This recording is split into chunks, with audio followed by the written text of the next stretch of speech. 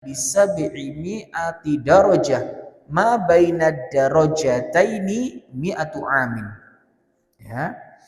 Disebutkan ini bahwasanya ulama itu, orang yang punya ilmu itu di atas orang-orang yang beriman tapi yang tidak punya ilmu, kedudukan mereka setinggi 700 derajat lebih tinggi.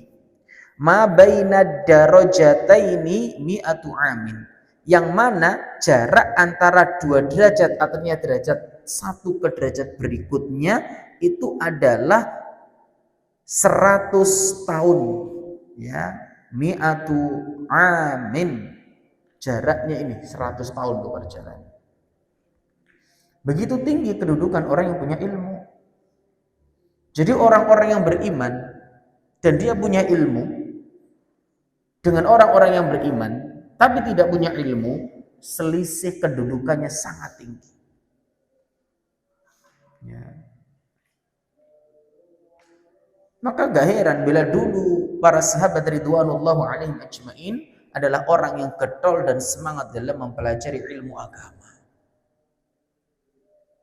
Ya, generasi-generasi terdahulu adalah orang yang sangat bersemangat dalam mempelajari ilmu agama.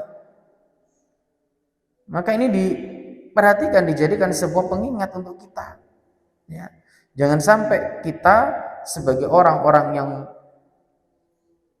tahu, yang belajar, kemudian menyepelekan masalah tersebut, gak mau belajar. Ya. Kemudian muallif melanjutkan membawakan firman Allah Subhanahu wa taala, wa qala ta'ala syahidallahu annahu la ilaha illa huwa wal malaikatu wa ulul ilmi. Disebutkan di sini, ya, syahidallahu annahu la ilaha illa huwa wal malaikatu wa ulul ilmi qa'iman bil qis. Surat apa ini?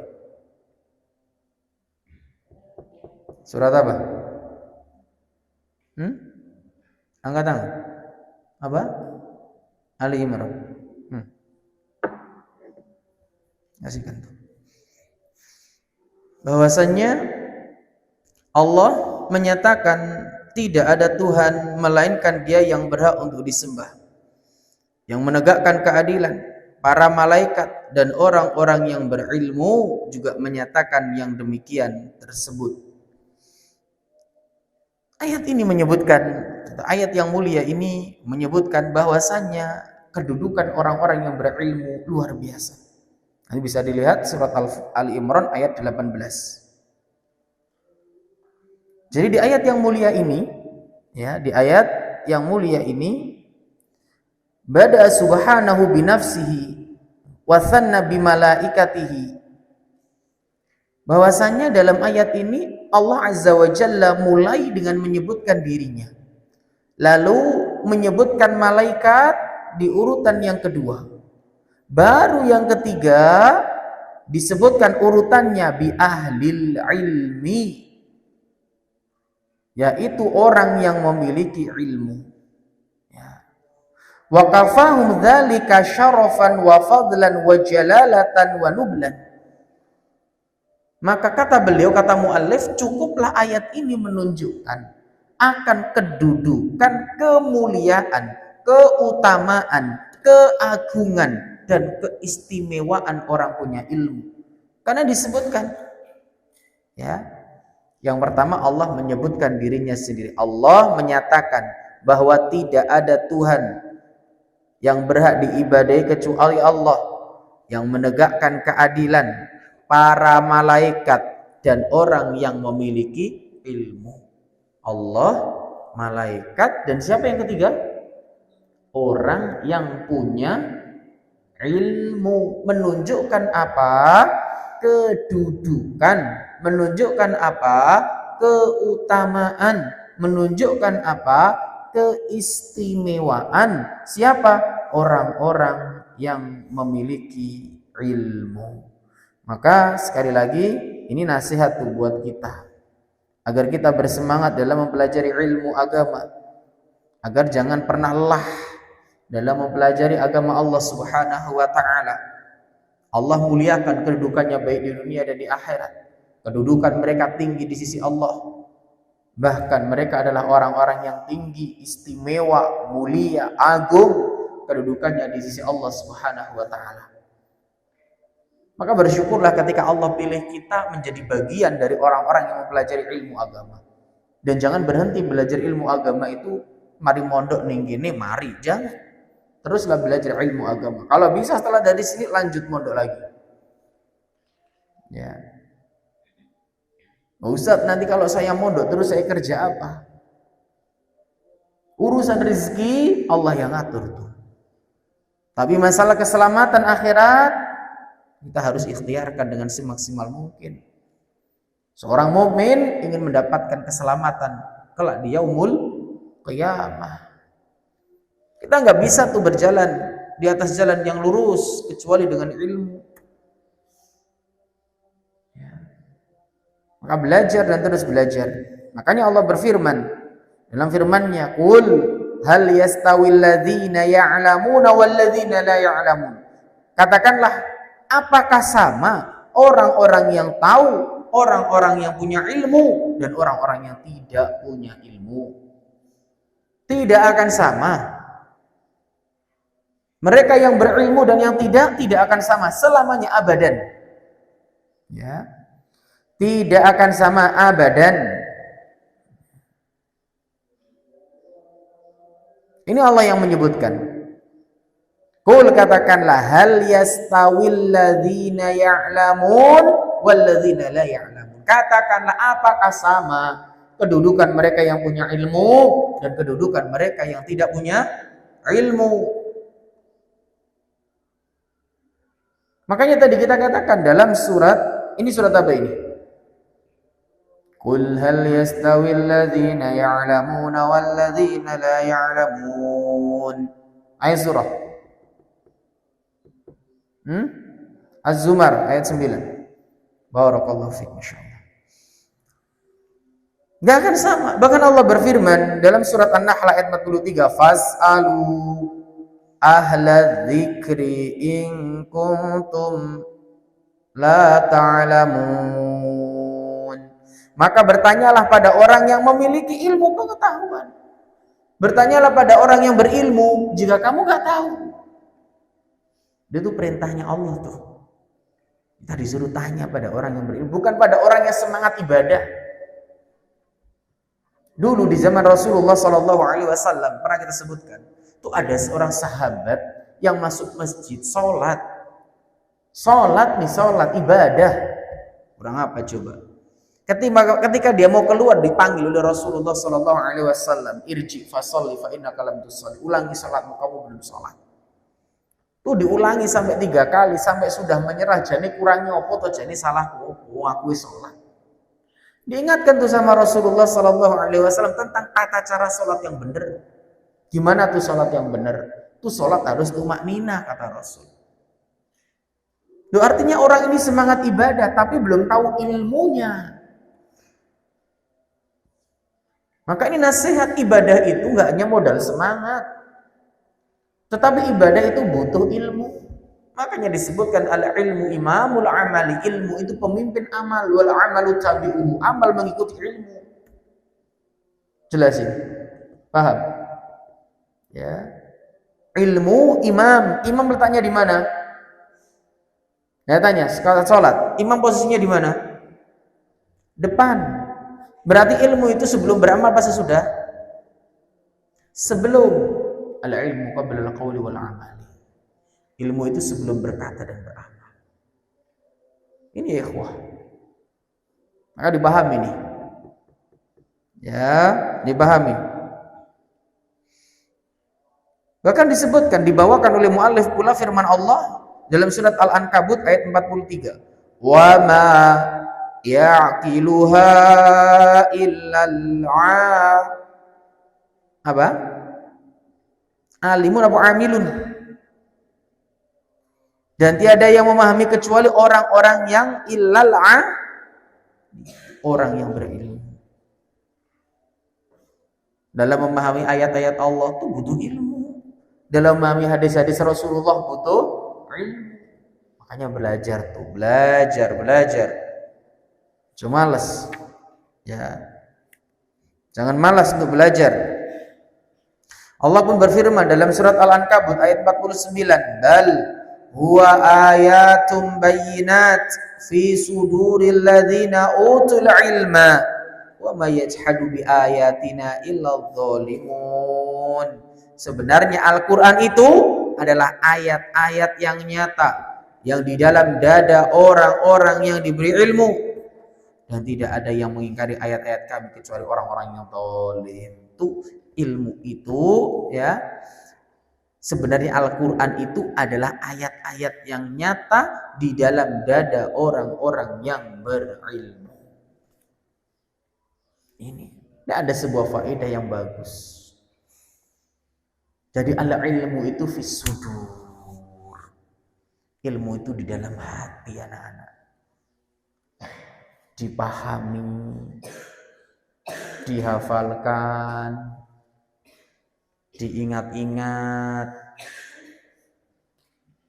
Lafis sutur, bukan di lembaran-lembaran itu. Ya, sampean kita kan kadang nulis, mari nulis lali. Ya bagus nulis, tapi nanti dipelajari lagi. Jangan sampai menuntut ilmu itu mari mau tulis, mau tutup, orang mau buka maneh. Bagaimana akan menjadi sebuah ilmu yang bermanfaat? Generasi-generasi terdahulu itu ketika mereka dalam majelis ilmu didengarkan benar-benar tuh, disimak benar-benar tuh. Selain nulis nanti sampai rumah diulangi lagi, dicek lagi apakah ada yang salah tulisan-tulisan saya. Dia murojaah, dia hafalkan. Ilmu itu di murojaah. Bukti cintanya kita, bukti sayangnya kita dengan ilmu itu kita murojaah. Kalau enggak hilang sudah. Kalau enggak hilang sudah. Eman kita menghabiskan waktu pagi sampai malam. Besok lupa tuh. Kenapa tidak di murojaah? Apa yang kita pelajari dari pagi jam 7 sampai malam Isya, itu sebelum tidur belajar di murojaah.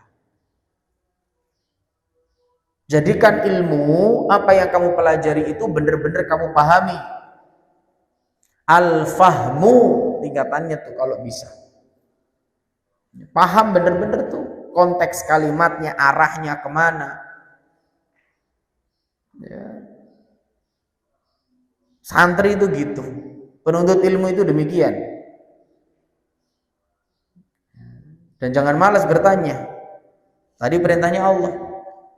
Fas'alu ahla dzikri in kuntum la ta'lamun. Surat apa ya tadi?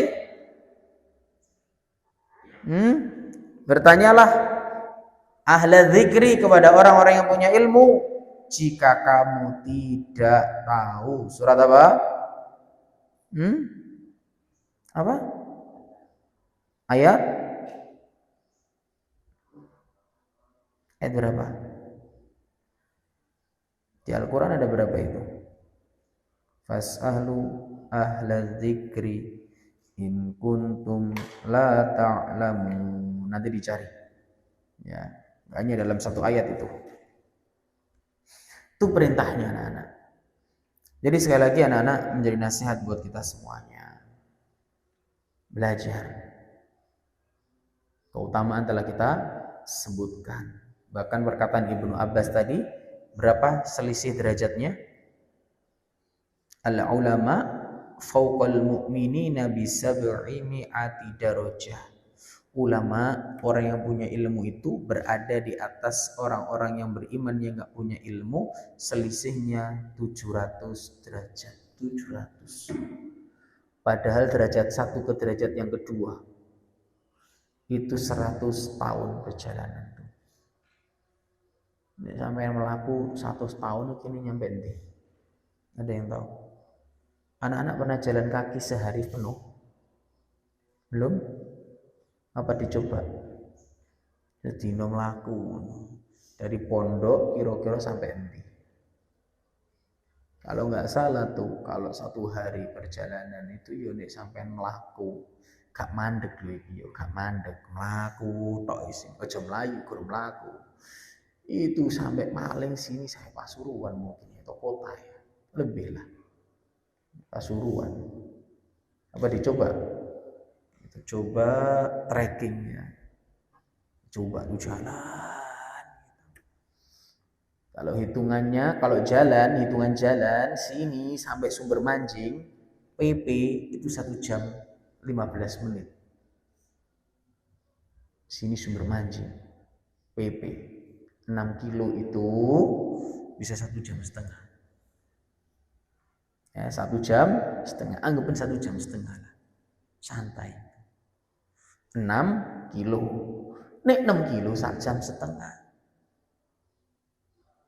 Ya. Jadi bayangkan tuh. Derajatnya Masya Allah tinggi orang-orang yang punya ilmu. Makanya kalau Allah pilih kita untuk belajar agama tuh Allah menghendaki kebaikan. Jadi sia-sia no. Aduh Ustaz, abot nuntut ilmu lah sopo sing ngarani belajar agama iku enteng. Abot. Huffatil jannah bil makarih. Ingat itu. Surga itu diliputi, dikelilingi hal-hal yang tidak mengenakan. Sudah titik. Nah, ulangi. Kalau ada yang mengatakan Ustadz nuntut ilmu itu berat, iya berat, abot, nggak ono sing ngomong enteng. Kenapa? Menuntut ilmu jalan menuju surga, dan surga itu huffatil jannah bil makarih.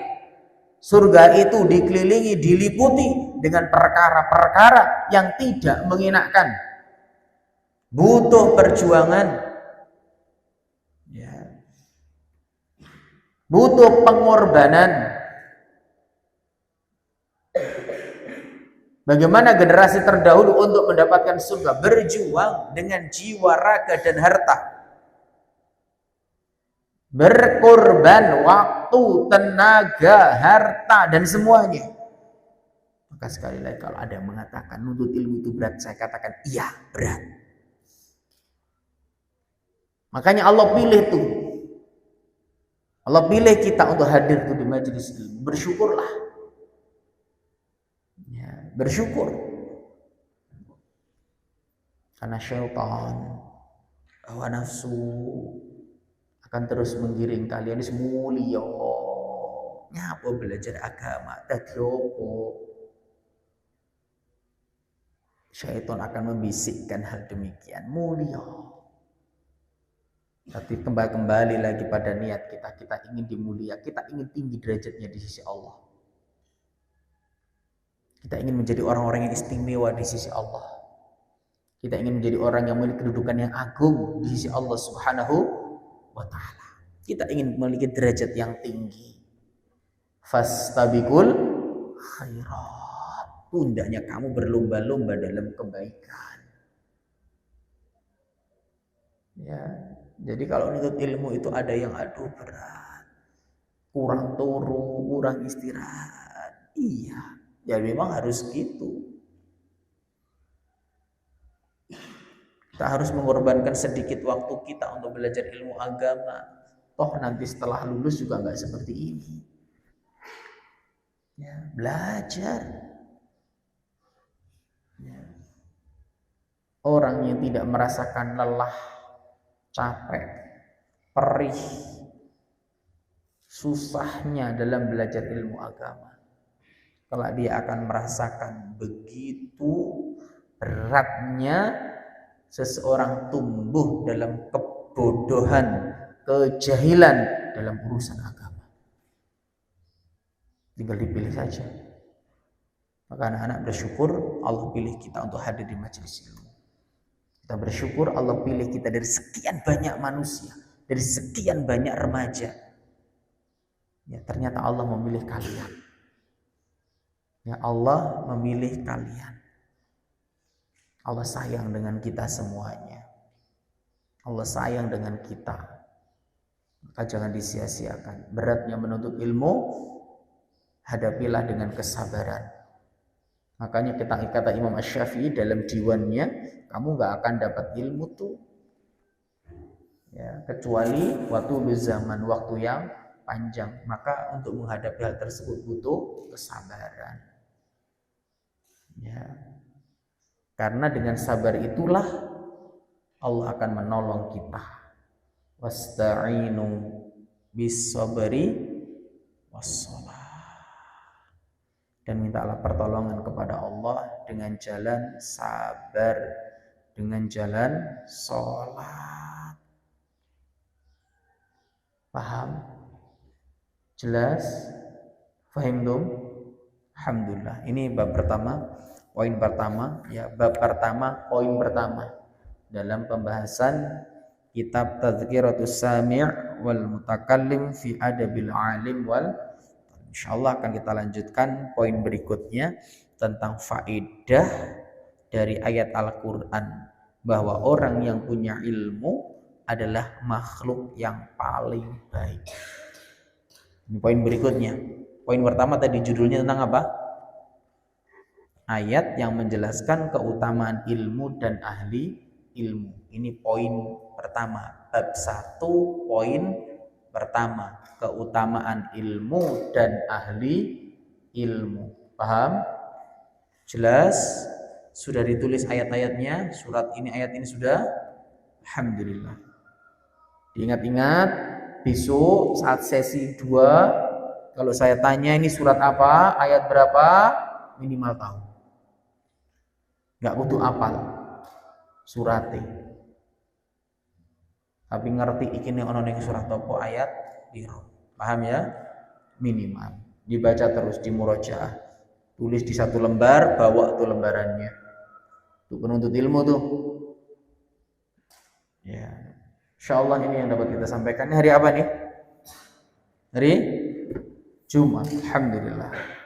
Ya, banyak-banyak sholawat kepada Rasulullah sallallahu alaihi wasallam. Banyak-banyak berdoa setelah sholat asar. Ya, doakan orang tua kalian. Doakan guru-guru kalian. Salah satu adab penuntut ilmu itu mendoakan guru-gurunya dan orang tuanya. Jelas? Doakan. Dan minta agar diberikan kemudahan dalam belajar ilmu agama. Allahumma la sahla illa ma ja'altahu sahla wa anta taj'alul hazna idza syi'ta sahla. Paham tuh? Jelas? Ada pertanyaan? Nggak ada ya, insyaallah ya. Terima kasih, kita lanjutkan pada pertemuan berikutnya. Kapan pertemuan berikutnya? Wallahu ta'ala a'lam. Bisa saja besok pagi, bisa saja Senin pagi. Kalau Ahad pagi saya ada jadwal di Masjid As-Salam. Insyaallah ini terima kasih yang sebesar-besarnya. Mudah-mudahan Allah ampuni dosa-dosa kita dan Allah berikan kemudahan kepada kita dalam mempelajari ilmu agama. Barakallahu fikum. Ila doa kafaratul majlis. Subhanakallah.